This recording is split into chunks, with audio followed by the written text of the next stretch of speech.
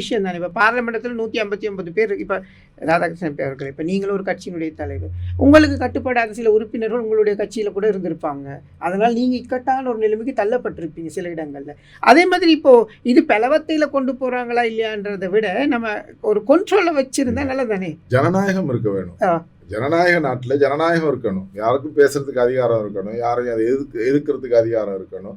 அதை நடைமுறைப்படுத்துவதில் சட்ட சிக்கல்கள் இருக்கலாம். அதை பார்த்து நடந்து கொள்ள வேண்டிய கட்டாயம் இருக்கின்றது. ஆனா இங்க அப்படி இல்லையே. ஒரு இருக்கத்தன்மை விளங்குது.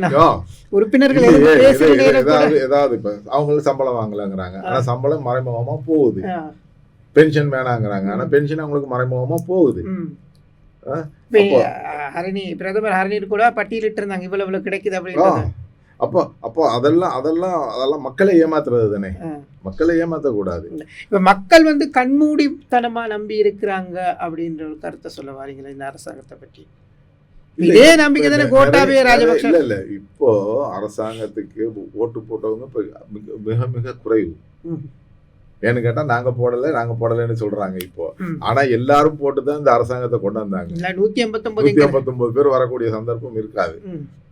ஆகவே அரசாங்கம் இன்று அவர்கள் ப்ராமிஸ் பண்ணது, அதாவது வாக்குறுதி கொடுத்ததை நடைமுறைப்படுத்த முடியாமல் சிக்கி தவிக்கின்றார்கள். இது எவ்வளவு நாளைக்கு போகணும்னு தெரியல. இப்பவே மக்கள் வெறுக்க துவங்கிட்டாங்க. ஆனால் அந்த வெறுப்பு எந்த கட்சிக்கு போகணுங்கிறது தான் ஒரு சிக்கலா இருக்குது. அது சஜித்துக்கு போவோமா, நாமலுக்கு போவோமா, அல்லது வேற பார்ட்டிக்கு போவோமா அப்படிங்கிற ஒரு சிக்கல் இருக்கு. அதுக்காக அவங்க இன்னும் கெயின் பண்ணல. அதை இந்த அரசாங்கத்து மேல வெறுப்பு உண்டாயிருக்கு. ஆனா அந்த நிலைமையை வாங்கி கொண்டு அதை நடைமுறைப்படுத்துறதுக்கு எதிரணியில ஒரு சக்தியான இல்ல.